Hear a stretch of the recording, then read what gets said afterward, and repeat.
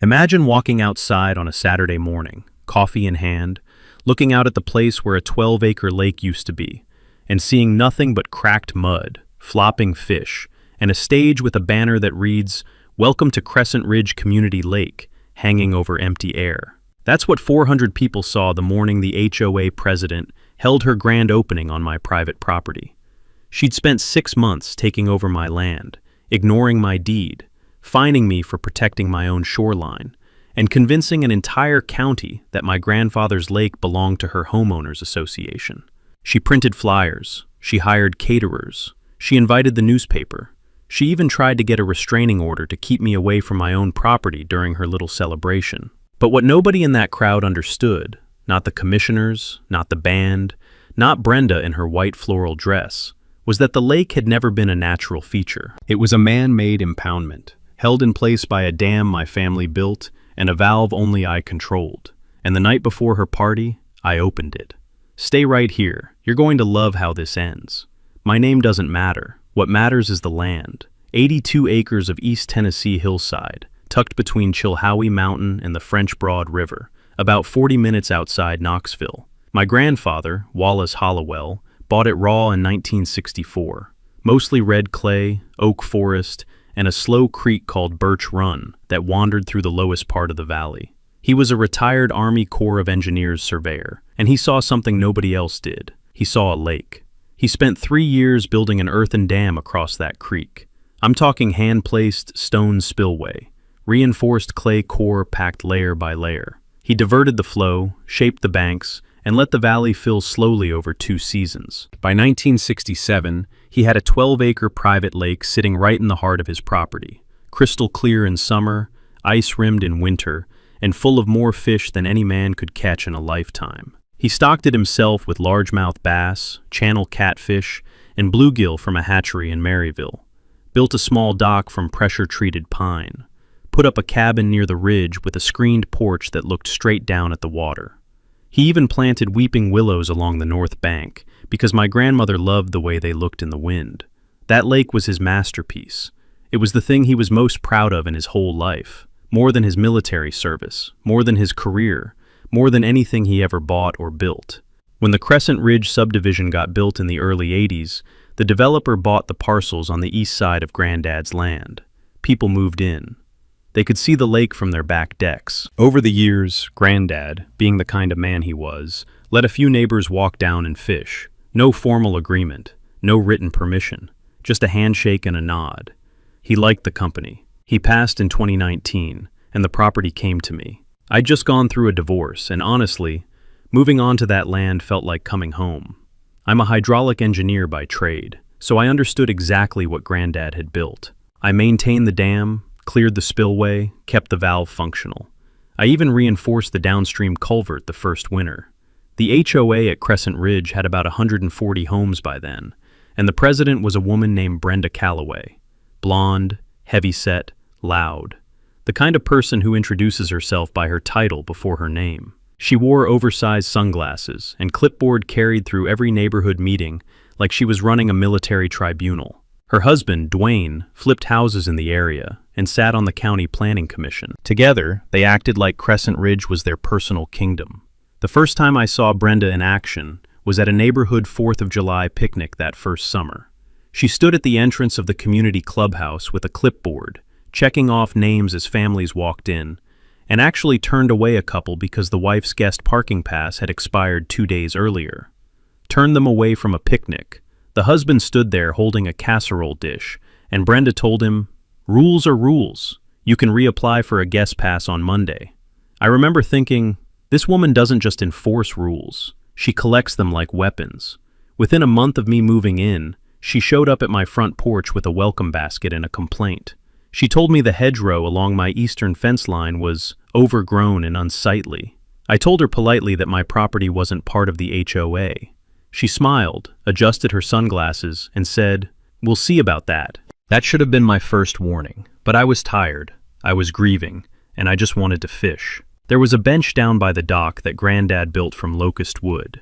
It had weathered to a silvery gray, and the slats were smooth from years of sitting. I spent most evenings there that first fall, watching the water change color as the sun dropped behind the ridge. Some nights the lake went orange, then copper, then black. The bullfrogs would start up, and then the whippoorwills, and I'd sit there thinking about all the evenings Granddad must have done the same thing. That lake wasn't just property to me. It was the last place on earth where I still felt connected to someone who was gone. The trouble started in spring.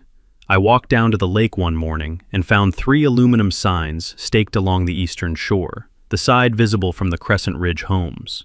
Each one read, "Crescent Ridge Community Lake. HOA members welcome. Guests must register at the office." They even had the HOA logo printed in full color. I pulled every single one of them out of the ground, carried them to Brenda's front porch, and left them leaning against her door with a note that said, "This is private property. Please don't do this again." 2 days later, I found 6 new signs. These ones were bolted to pressure-treated posts, cemented into the ground, on my land. I could smell the fresh concrete from 20 feet away. That's the thing about people like Brenda. You give them a polite correction, and they hear an invitation to push harder. I sent a certified letter to the HOA board. I attached my deed, a property survey from 2020, and a copy of my grandfather's original land patent. I made it crystal clear. The lake, the shoreline, the dam, the access road, all of it sat within my property boundaries. The HOA had 0 jurisdiction and 0 ownership. 2 weeks later, I got a letter back. Not from a lawyer, from Brenda, on HOA letterhead. It said the lake had been utilized as a community amenity for decades, and that my attempt to restrict access was a violation of the HOA's Community Harmony Clause. The fine? $500, due in 30 days. I almost laughed, almost. But then I noticed the second page. It was a notice informing me that the HOA was beginning the process of filing an adverse use claim on the lake and surrounding shoreline. In plain English, they were trying to argue that because neighbors had been using the lake casually for years, the HOA now had a legal right to it. They were citing prescriptive easement, the legal idea that long-term open use of someone's land can sometimes create a right of access. Now, here's the legal nugget most people don't know. In Tennessee, a prescriptive easement requires continuous, open, and hostile use for at least 20 years, and the use has to be without the owner's permission. The moment you can show the owner gave casual permission, like my grandfather did, the whole claim falls apart. Permission kills prescriptive easement. Full stop. I didn't respond to the fine. I didn't argue with the adverse use notice. I just went inside, opened my filing cabinet, and pulled out a photograph of my grandfather standing at the lake with 3 neighbors in 1991, all holding fishing rods and smiling. On the back, Granddad had written in pencil, "Gave Bill, Hank, and Tom permission to fish, April 14th, 1991. That one sentence was a nuclear bomb in a legal briefcase, but I wasn't ready to use it yet. I put the photo back in the cabinet, walked down to the dock, and sat on Granddad's bench. A great blue heron was standing in the shallows near the eastern reeds, perfectly still, hunting. The evening light was turning the water bronze. Somewhere on the Crescent Ridge side, I could hear kids laughing and a lawnmower droning. Normal sounds, peaceful sounds. And somewhere in the middle of all that peace, a woman with a clipboard was trying to take this from me. I watched the heron lift off, slow, heavy wing beats, and disappear over the tree line. Then I went inside, poured a glass of bourbon, and started keeping a timeline. By June, Brenda had moved past signs and letters. She called a special HOA meeting, open to all homeowners, and put a single item on the agenda: a special assessment to fund lake improvements. She wanted $15,000 from the community to build a proper dock, a small sand beach, a kayak launch, and a paved walking trail around the southern shore. All of it on my property. I wasn't invited to the meeting, obviously, but my neighbor Reggie, a retired postal worker who lived on the edge of the subdivision and had always been decent to me, recorded the whole thing on his phone and sent it to me that night. I sat at my kitchen table and watched Brenda stand in front of a projector screen, showing drone footage of my lake, my cabin in the background, while she pointed at color-coded diagrams of where the beach would go and where the trail would loop. She even had a proposed sign design: Crescent Ridge Lake, Est, 2024. Established 2024. My grandfather built that lake in 1967. The vote passed 81 to 12. 12 people had the sense to ask, wait, who actually owns that lake? The other 81 just trusted Brenda when she said the HOA's legal counsel had confirmed they had strong grounds for community use rights. 2 weeks later, a construction crew showed up at the southern end of the lake with a skid steer, a flatbed of gravel, and a stack of pressure-treated lumber. I walked down there in my work boots and asked who hired them. The foreman, a decent guy named Rick, said the Crescent Ridge HOA had contracted them to build a dock and grade a beach area. He showed me the work order. It had Brenda's signature and the HOA treasurer's signature. It did not have my signature. It did not have my permission. And it did not mention that the land belonged to me. I told Rick, calmly and clearly, that he was standing on private property and that no work had been authorized by the landowner. I showed him my driver's license and pointed at the deed notice I'd nailed to a post at the access road. His face went pale. He pulled his crew off within the hour. That afternoon, Brenda called me.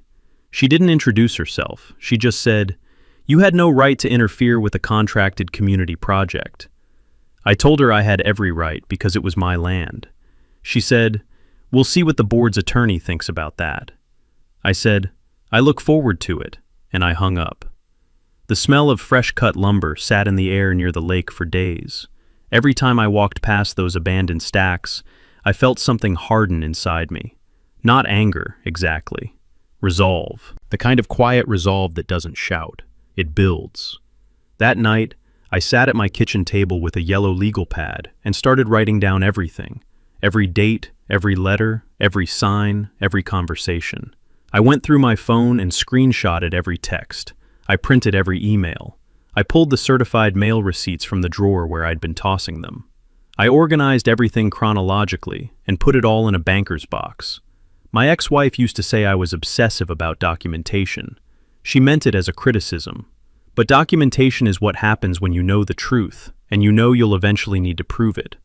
I also called Reggie and asked him to send me that phone recording of the HOA meeting. He sent it that night. I played it twice on my laptop, watching Brenda point at my lake on a projector screen, and I noticed something I'd missed the first time. At the 7-minute mark, one of the homeowners in the back row, an older man with a gray beard, raised his hand and asked, "Has the actual landowner given consent for any of this?" Brenda didn't hesitate. She said, "The board's legal team has confirmed we have full authority." That was a lie. She didn't have a legal team.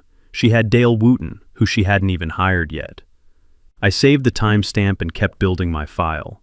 By mid-July, Brenda had secured a lawyer. Not a good one, a local general practitioner named Dale Wooten, who mostly handled car accidents and DUIs. But he sent me a letter on official letterhead demanding I cease and desist from obstructing homeowner access to shared community water resources.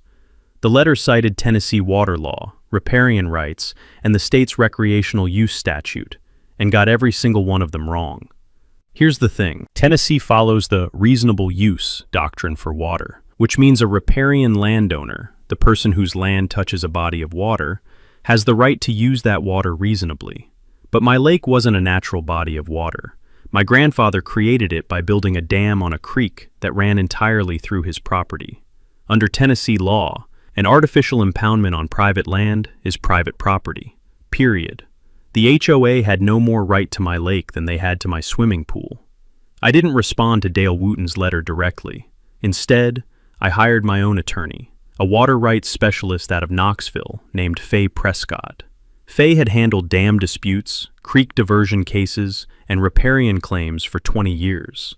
She read Wooten's letter, looked at me over her glasses, and said, "This is embarrassing for him. Want me to respond gently or precisely?" I said precisely. Faye sent a 12-page response. She cited the Tennessee Dam Safety Act, the state's artificial impoundment statutes, my grandfather's original Army Corps permits for the dam construction, and a 1998 state appeals court ruling that said casual recreational use of a private lake does not create a prescriptive easement if the owner gave informal permission.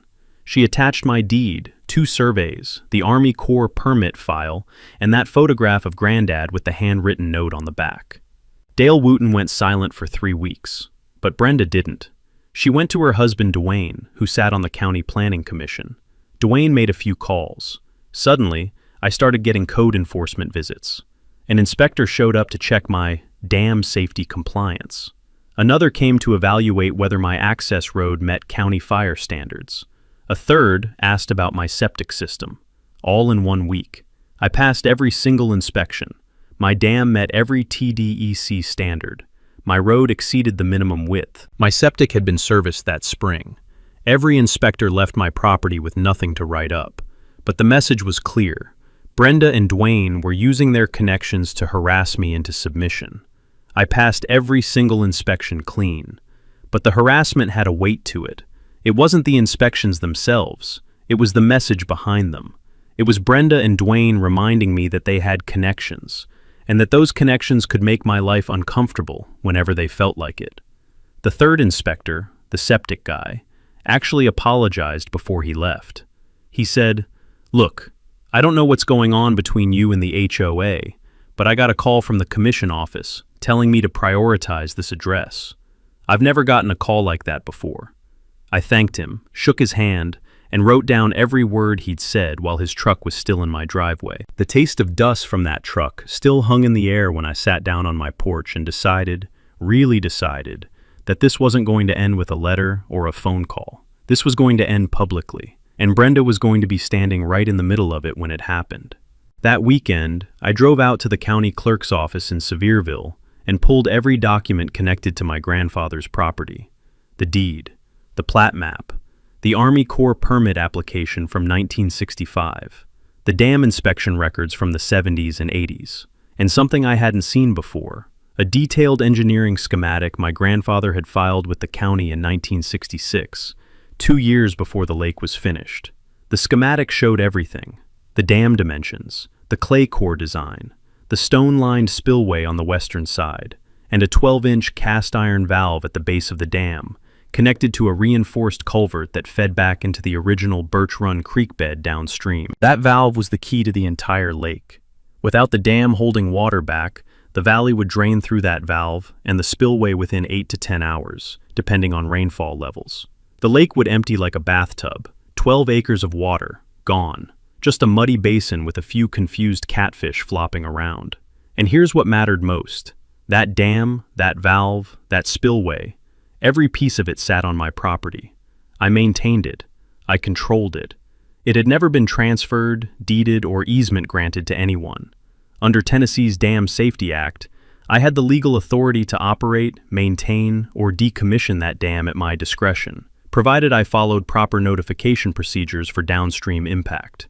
I sat in the county clerk's office, holding that 60-year-old schematic, and for the first time in months, I smiled. The clerk, a quiet woman named Dorothy who'd been working there since the Reagan administration, asked me if I'd found what I was looking for. I said, "Ma'am, I found something better." She gave me a look like she'd heard that before. She probably had.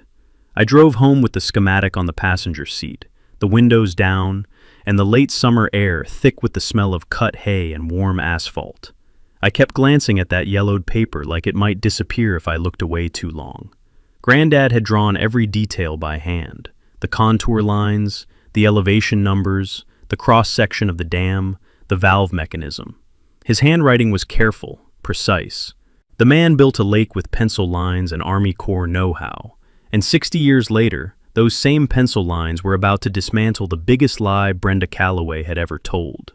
She was planning a grand opening on a lake that existed only because my family decided to hold back a creek, and I had the legal right to let it go. I didn't rush. That's the first rule of a good counterstrike.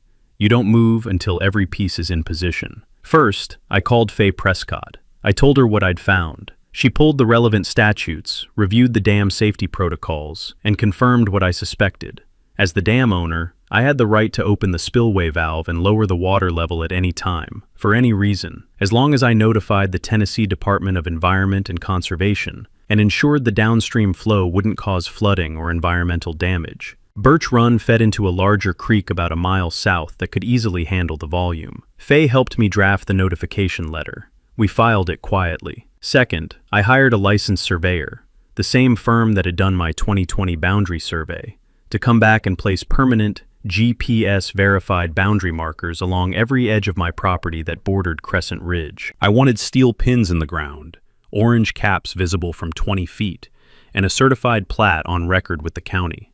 No more ambiguity. No more, we thought this was community land. The surveyor finished in 4 days. Third, I filed a Freedom of Information Act request with the County Planning Commission, Dwayne Calloway's own department, asking for all permits issued for construction on or adjacent to the lake.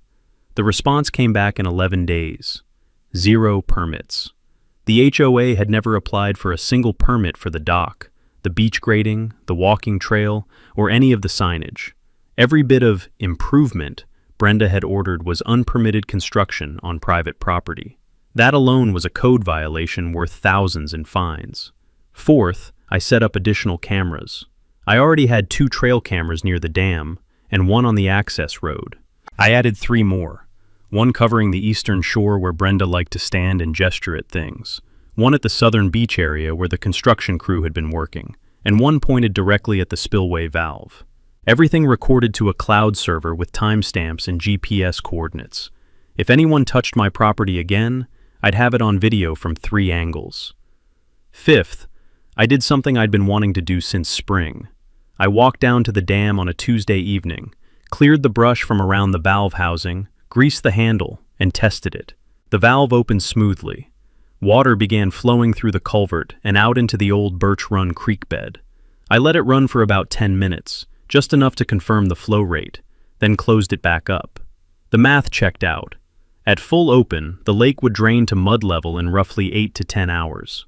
Finally, I waited, because Brenda was about to give me the perfect moment. By August, she had gone all in on the grand opening.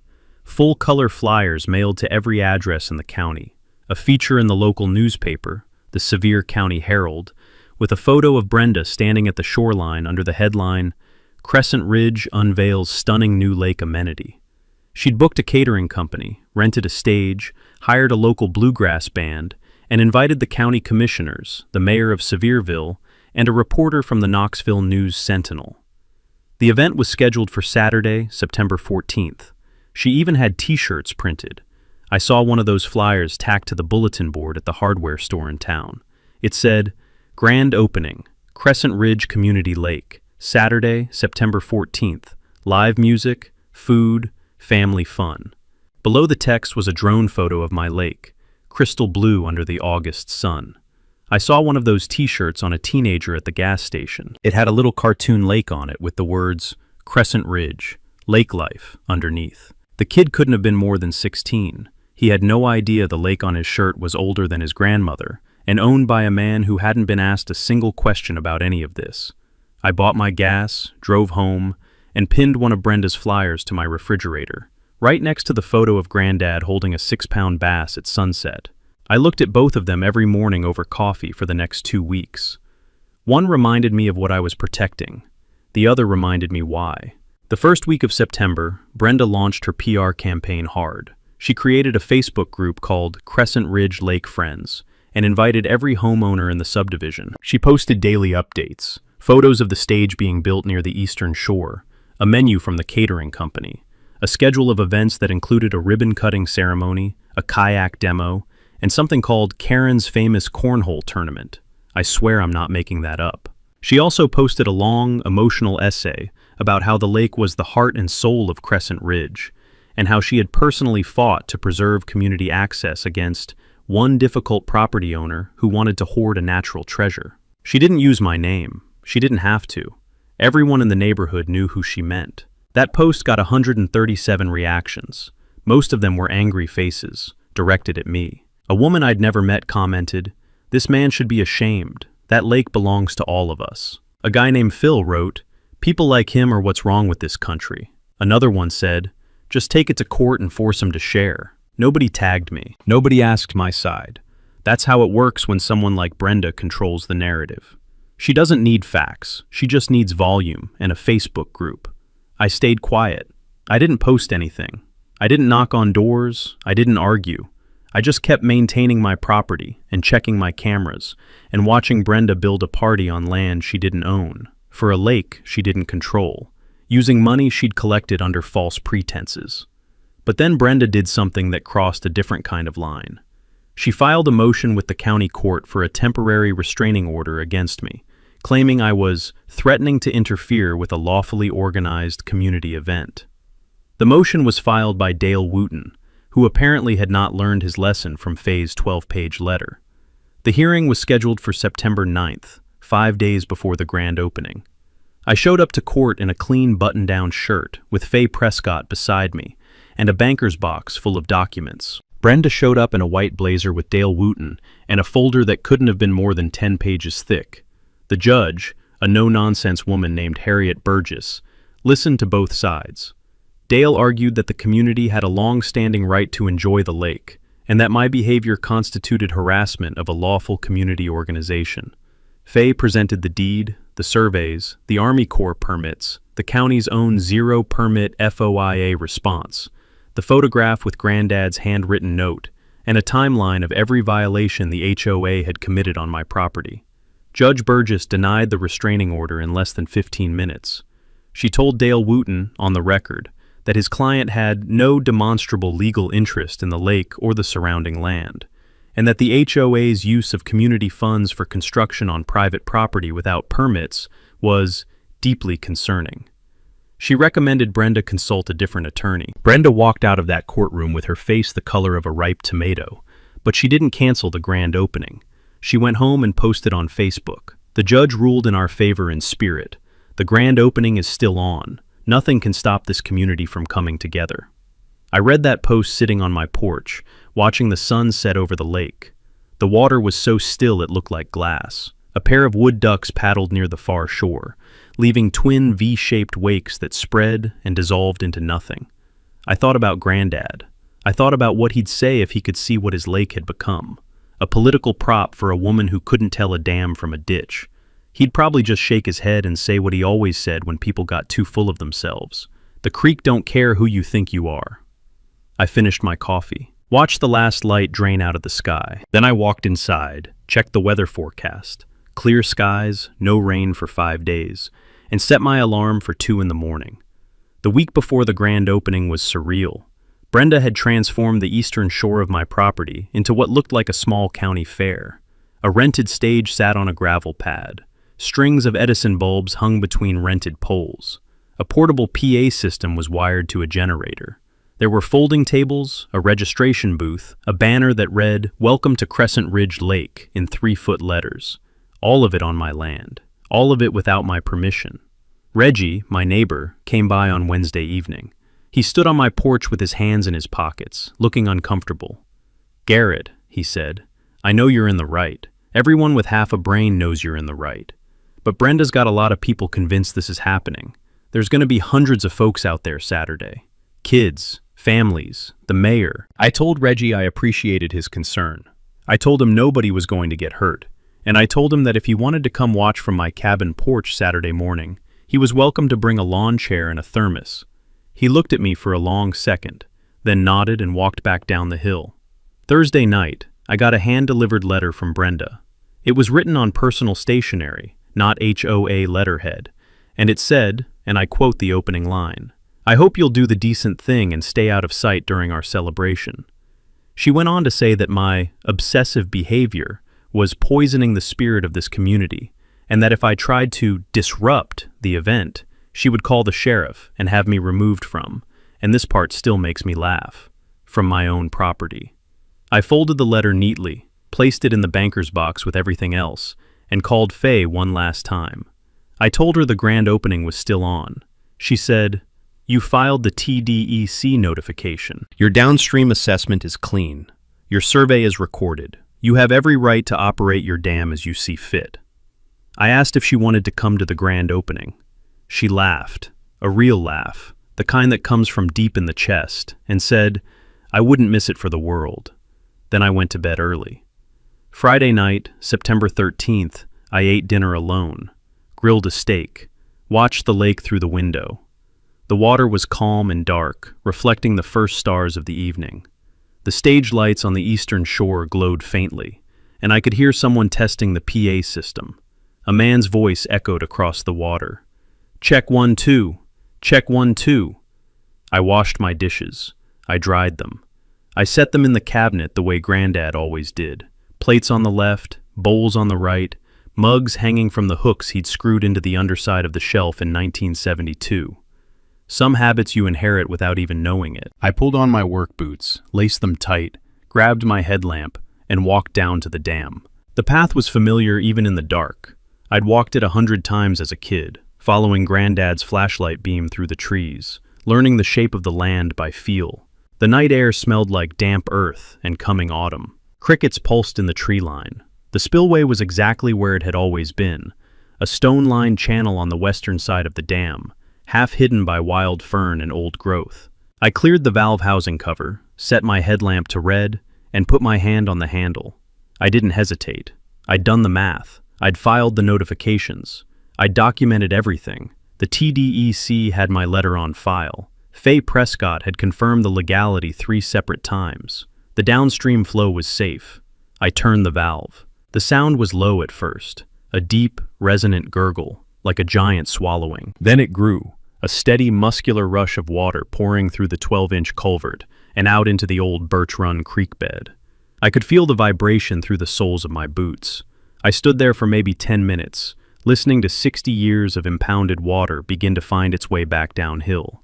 The moon was half full, and in its light I could see the surface of the lake beginning to shift, a slow, barely perceptible lowering, like someone had pulled the plug on the world's biggest bathtub. The eastern shore, where Brenda's stage and banner waited, was still 100 yards away. By morning, it would be the edge of a mud flat. I looked up at the sky. Orion was just starting to rise over the eastern ridge. Granddad taught me to find it when I was 8 years old, standing in this exact spot. "That's the hunter," he'd said.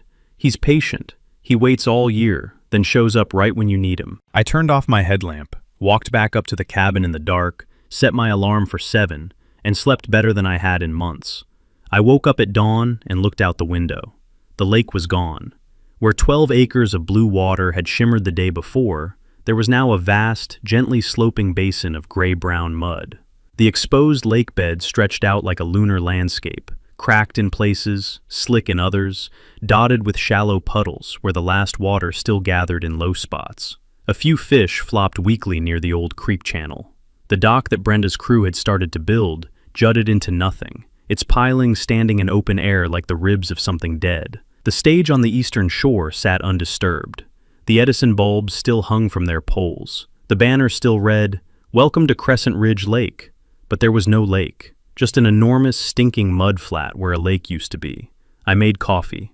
I sat on the porch, and I waited. By 9 o'clock, the first cars started arriving. Families in SUVs, couples in trucks, kids in the back seats with towels and inflatable toys. They parked along the road that ran past the eastern boundary and walked toward the shore. And then they stopped. One by one, like dominoes in reverse, they stopped walking and just stared. The whispers started before Brenda even got there. "Where's the water? Is this a joke? Did it dry up?" A man in a volunteer's cap pulled out his phone and started recording. A woman with 2 kids turned around and left without saying a word. Brenda arrived at 9:30 in a white SUV with the HOA logo on the door. She stepped out in a floral dress and heels, clipboard in hand, sunglasses pushed up on her head. She walked toward the shoreline with the confident stride of someone who hasn't yet realized the floor has disappeared beneath her. Then she saw it, or rather, she saw the absence of it. I will never forget the sequence of expressions that crossed Brenda Calloway's face in the next 3 seconds. It was like watching someone open a Christmas present and find a tax audit inside. She stopped. She blinked. She dropped the clipboard. She turned to her husband, Dwayne, who was standing behind her with his mouth open. She turned back to the mud, and then she screamed. Not words, just a sound, high and sharp, like a tea kettle hitting its limit. By 10 o'clock, there were over 300 people standing on the ridge, looking down at the empty lake bed. The county commissioners had arrived. The reporter from the Knoxville paper was taking photos. The bluegrass band was sitting on the stage with their instruments in their laps, looking confused. The catering company was unpacking trays of pulled pork next to a lake that no longer existed. That's when I walked down the hill. I came from the west side, from my property, with Faye Prescott on my left and my surveyor, Tom Bridwell, on my right. I carried a file folder. Faye carried a briefcase. Tom carried a rolled-up plat map. Brenda saw me first. She marched toward me with fury vibrating in every step. "What did you do?" she screamed. "What the hell did you do to our lake?" I didn't raise my voice. I said, "It's not your lake, Brenda. It never was." Faye stepped forward and addressed the crowd. She introduced herself, stated her credentials, and laid it out plainly. The lake was a private artificial impoundment, created by a dam built on private land in 1967. The dam, the spillway, the valve, and the lake bed were all privately owned. The HOA had never held any legal claim to the water, the shoreline, or any access. The special assessment funds had been spent on unpermitted construction on private property. The restraining order had been denied. The county's own records confirmed 0 permits, and the landowner, me, had exercised his legal right to operate his own dam infrastructure in accordance with Tennessee law and TDEC notification procedures. The silence after she finished was the most complete silence I've ever heard outdoors.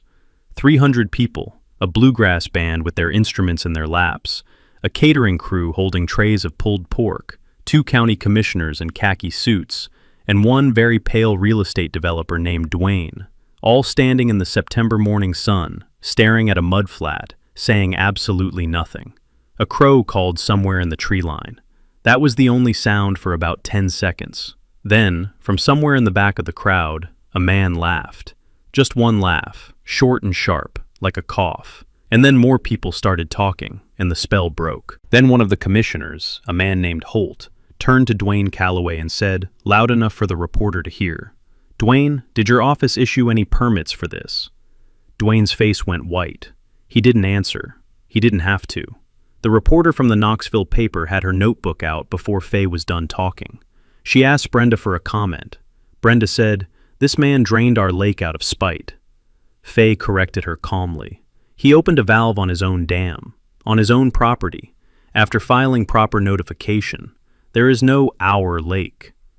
The sheriff's department arrived around 11, not because of the lake, because someone from the crowd had called about the unpermitted construction. A deputy took statements. Another deputy took photos of the abandoned dock, the gravel pad, the stage, and the banner. Faye handed him copies of the 0 permit FOIA response and the property survey. Brenda was still standing near the shore when the deputy approached her. He didn't arrest her. He handed her a card and said the county building department would be in touch. She took it without looking at it, her eyes still fixed on the empty lake bed, like she was waiting for the water to come back. Reggie was sitting on my cabin porch with a thermos of coffee, exactly where I'd told him he was welcome. He watched the whole thing unfold from up on the ridge.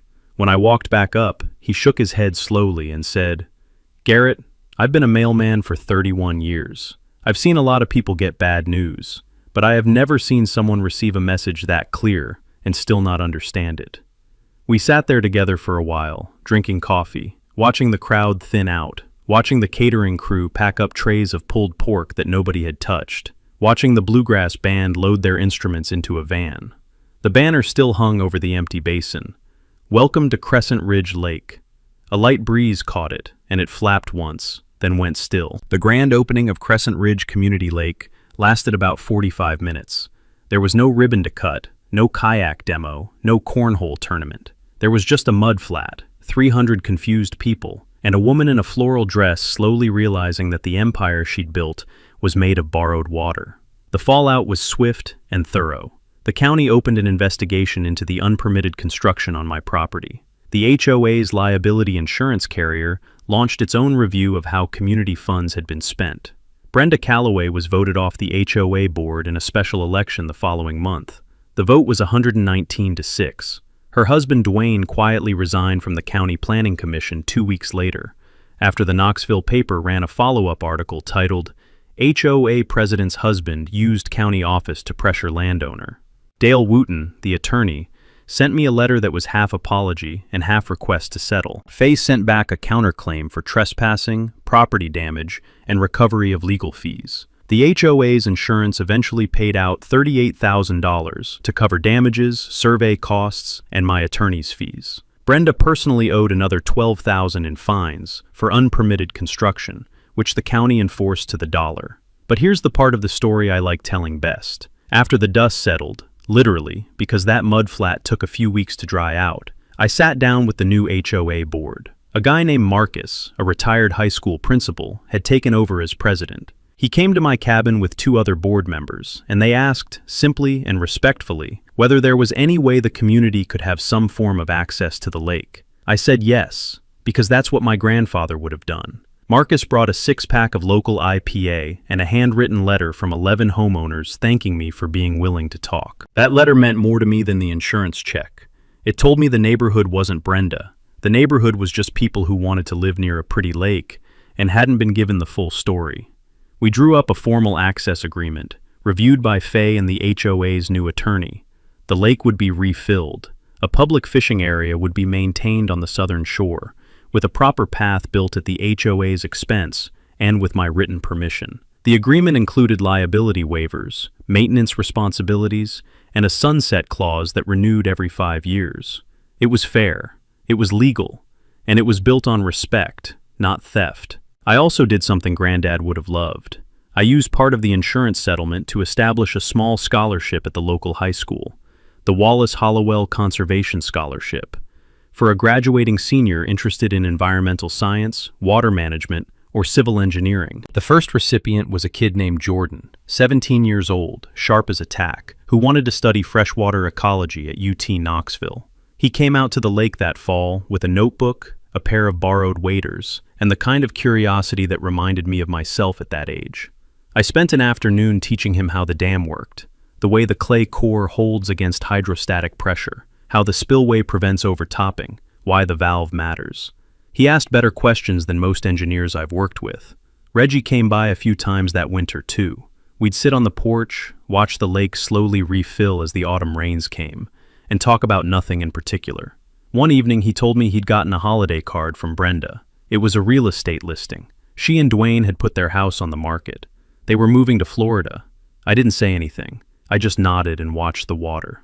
The lake refilled over the winter. By spring, it looked exactly the way it always had, blue and calm and full of bass. Families walked down to the southern shore on weekends. Kids threw rocks from the bank. Old men sat in lawn chairs with their lines in the water, waiting for a bite. And if you stood on the ridge at sunset and looked west, you could see the stone spillway where it all began, quiet, solid, doing what it was built to do. So if your HOA has ever tried to claim something that wasn't theirs, if they've ever used your money on their ego, if they've ever mistaken a clipboard for a crown, tell me about it in the comments below. I read every single one. And if you haven't already, subscribe and hit that bell, because next time, I'm going to tell you about the HOA president who tried to ban a veteran's flagpole, and the entire town showed up with 200 flags. You don't want to miss that one.